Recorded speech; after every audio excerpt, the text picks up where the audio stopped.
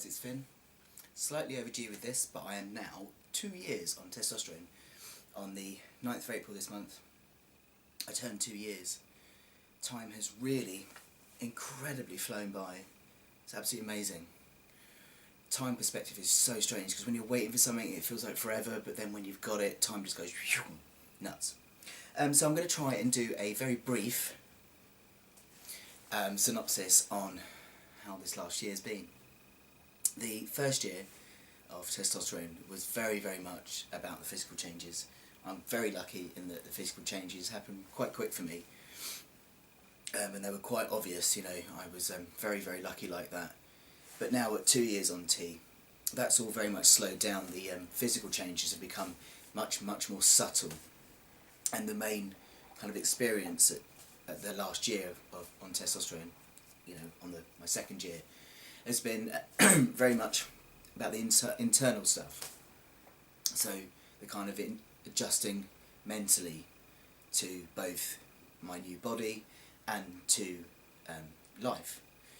Because when I first came out, and in the first year, there was still some ambiguity, it's too early to say that word, about how I presented. So people, you know, is this person male, is this person female? So I wasn't 100% treated as male. But now in my second year on testosterone, absolutely, you know, nobody knows anything other than me as a man.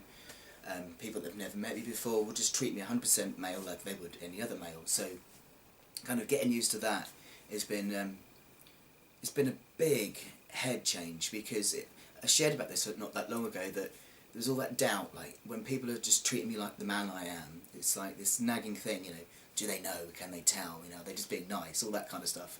That still happens, but not quite as much as it did at the beginning of this year. You know, it's just kind of getting used to just being seen as ordinary now.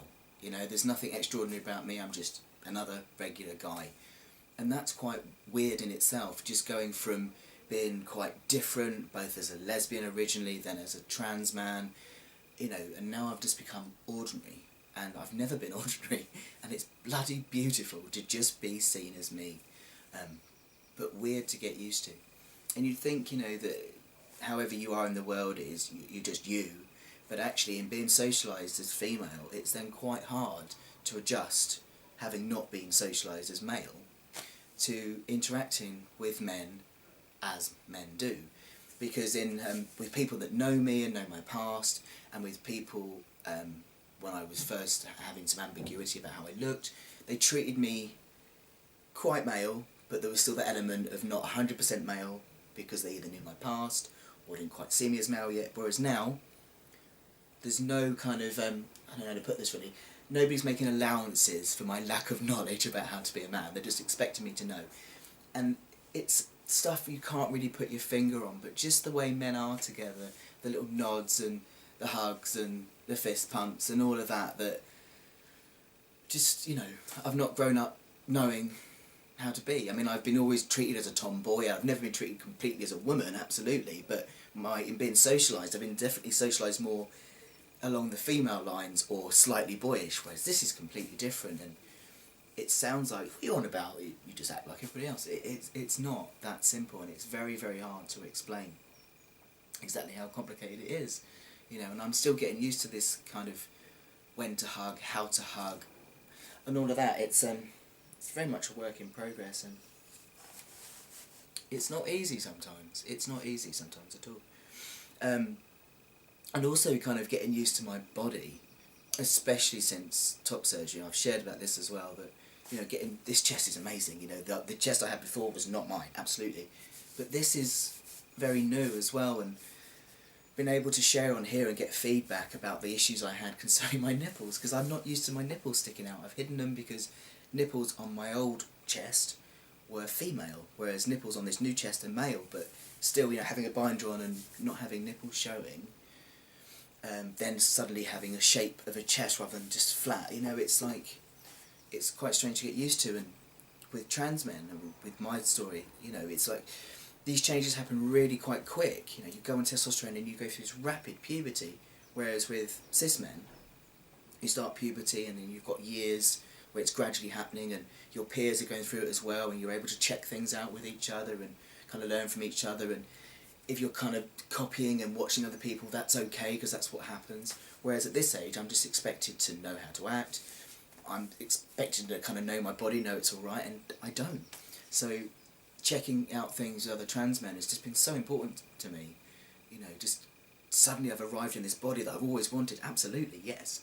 But at the same time, it's so new, it's much bigger, and that's quite hard to get used to, because the old anorexic head, and I'm not understanding what size my body should be that's right now, and all of this kind of really kind of mental, spiritual, psychological adjustments are incredibly, incredibly profound, and are very, very hard to actually explain to people exactly what that feels like. And that's very, very much what this last year has been about for me, in kind of my endeavours to get back to work as well.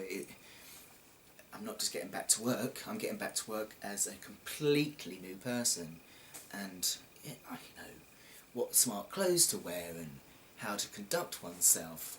It's just, you know, I mean, a lot of this is kind of about my sobriety as well, because I froze myself at 13 because I drank and then sobered up, and having to kind of work out how to be in the world anyway, but then on top of it I've got this whole new body and mind that's arrived through transition, and it's complicated. It's bloody awesome, don't get me wrong, it is awesome, but what a journey. And that's, you know, how it's continuing to be for me. It's a very internal process now, in making sense of myself, getting used to my new identity, still getting used to kind of being me. And, you know, I had a coffee this morning with a bunch of guys, and it's getting easier, but there's still that bit of me is like, are they seeing me as really me? And of course they are, but the old dysphoria in my head of like, you know, you look female. I said to Jude yesterday in this v-neck, do I look female? Have a beard for Christ's sake, you know? Of course I don't look female, but it's that old dysphoria in my head still, and it's going to take a few years to go, I expect. I was talking to someone the other day about this kind of weight issue, and you know, I am a bit heavier than I'd like to be at the moment. I wouldn't call myself overweight, but I'm carrying a bit more. But really in my head I don't know where I am supposed to be, because I shared a picture the other day about my old anorexic self, and then showed a picture of me now. My God, I look healthier. But there's still that bit in my head that's like, a man needs to be that skinny, that I'm trying to work through myself at the moment, because I've got two things going on. I'm trying to get fit and muscular, but then my old head is like associating like size should be in this way. Am I making sense? I don't know what size I should be as a man. It's not rocket science, Finn, you're just what should be comfortable for you. I know that, but it's just shifting this internal image. I shared a while back as well about kind of transitioning into a middle-aged man, where I kind of had this idea of me as a very young man. It's been frozen in time, because I've always seen myself like that. And now in actual, really going through transition, adjusting that image to actually what's realistic. Because I think that's an important part of transition, is being realistic about what you're going to look like. I am 41. Yes, I can be healthy and fit and slim and whatever, but I can't be 20. You know, so I've had to kind of be very realistic about that image of myself, and that's definitely happening. I'm kind of more inhibiting the age I am, if that makes sense, and kind of my image is becoming more true without that kind of old memory imprinting on it. I'm waving a lot today, aren't I? Yeah, this might be a bit of a waffle. I'm sorry. But yeah, there's all this internal stuff going on at the moment, just readjusting mentally, physically, spiritually. Of course, there's still changes happening. There's more hair. This is really coming in well now. I'm still lacking on the lip variety, but the rest of it is, I've just let it go at the moment. Feels really good. Chest hair is happening. It's brilliant. Obviously my big kind of adjustment now is, in terms of my identity, is that I've gone from being this straight, ordinary man to now my partner is beginning transition as well. I'll go back to being different again, because we're going to be a gay couple, and that's taken some adjustment as well. You know, transition isn't just about testosterone, it's about, you know, my whole life. This has never been just about transition. Transition is part of my recovery in everything I've been through. There's a lot to adjust to, but, you know, it's all good stuff. Right, I'm going to show you my chest. I don't want to talk too long because I keep my videos too long. So this is, what am I now? A year and 7 months post-op. So this is me year and 7 months post-op. Let's just take my top off, it's easier, so I can flash. Come a bit closer. So yes, I'm incredibly happy with what has happened here. Scarring's doing really well, and now that I'm getting some hair on there, it's starting to cover the scars. My scars have actually whitened quite nicely. I'm very, very happy with my results. Absolutely love summer now because I can just get my chest out, obviously with sunblock. But yeah, all in all, I'm one very, very happy man. And do you know what? People said to me in the very beginning, I was so desperate to get on T, and I was kind of wishing time would go by, and people were saying, look, just take a breath, it is horrible, but one day you're going to be on T, and all of a sudden that pain in the past will just disappear. And when I was in that space, although I appreciated people saying it, I couldn't really get it, but I'm going to pass it on anyway, because it is the truth. It's like, enjoy the time, because now that painful 15 months wait for testosterone is just a distant memory.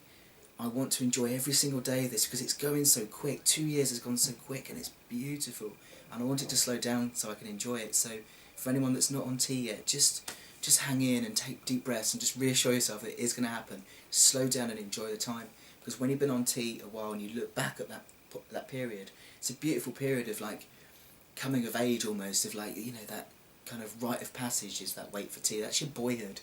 I never got a boyhood because people called me female, so I missed out on a boyhood. My boyhood was that waiting for testosterone and then the adjusting. So enjoy your boyhood, and I know it's painful, but you're going to come to a place where it's bloody wicked and you've got a beard and a flat chest and people just see you for who you are, and it's wonderful. You know, I can't believe that 5 years ago I was in such a mess, and getting into AA and getting sober, idea how I was going to survive a day. I couldn't imagine the future, and now here I am, 5 years into recovery and 2 years on testosterone, and I've moved from a place that was just dark and hopeless and despairing to a place now where, although life isn't perfect, it never is, there's just light and hope and possibility and faith, and it's just amazing. It really is. I'm just full of gratitude at the moment. Just done step 5 and 6, and it's kind of brought up just where I've been, and it's just amazing. I'm going to stop because I'm getting quite emotional. But yeah, thank you everybody for your support always. It means so much. I always say it and I always mean it. I really do. Sharing on here has just been a big part of my recovery and of my growth into who I am, and you've all helped to make me that. Thanks for watching, guys. Take care.